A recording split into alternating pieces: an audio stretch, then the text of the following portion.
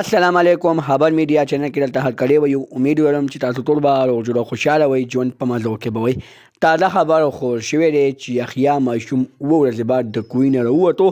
او د هغه د راویستو نه پس هغه لاش مور او پلار ته میلاو شو او مور او پلار یې د هغه لاش په اړه کې څه خبرې وکړې د چا شکریه ادا کړه مور او پلار یې ډېر زیات دردونکی بیان وکړو د مور او پلار دردونکی بیان د سلسلې ته په دې ویډیو کې شریکوم زموږ دا ویډیو خامخا وګورئ چې د مور او پلار دردونکی بیان یې واورئ دغه رنګې نورو معلوماتي ویډیوګانو لپاره زموږ خبر میډیا چینل سبسکرایب کړئ نشان ورته خامخا ووهئ زموږ هر یوه معلوماتي ویډیو تاسو ته په اسانۍ سره میلاویږي په سوشل میډیا باندې یو تازه خبر خپور شوی و چې یحیی ماشوم په باره ضلع خیبر کې کوهي ته غورځېدلی و هغه کوهی تش پروت و په هغه کوهي کې بیا د یحیی ماشوم لاش پیدا نه شو هغه کوهی قبر شو او قبر مخې ته جنازه وشوه یحیی ماشوم په هغه قبر کې ښخ کړی شو خو دوستانو د هغه قبر ښخېدو نه پس هغه قبر راوسپړدلی شو یحیی ماشوم پسې لټون شروع شو اوس په سوشل میډیا باندې خبر خپور شوی چې یحیی ماشوم کوهي نه راوتی دی کوهي نه راویستلی دی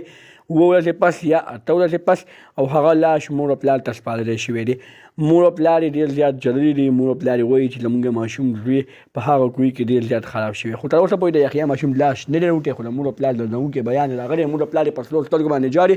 او د خپل بچي باره کې داسې خبرې وکړې دوستان مور او پلار یې وایي چې زموږ بچی موږ ته ډېر زیات ګران و خو زموږ بچی هغه تورو خاورو وخوړو هغه کوهي وخوړو هغه کوهي ته وغورځېدو دوستانو موږ ته پکار دي چې موږ په خپلو ماشومانو بچو باندې خیال وساتو زموږ ماشومان بچي هم سبا کوهي ته خدای مکه الله مکه غورځېدی شي نو موږ ته پکار دي چې کوم ځای کې موږ کوهی وباسو په هغې کې اوبه راونهځي نو موږ ته پکار دي چې موږ هغه ټپ کړو یا په هغې باندې احساس کړو چې هغې ته ماشومان نه ورځي هغې ته چاته پته لګي چې دلته کوهی دی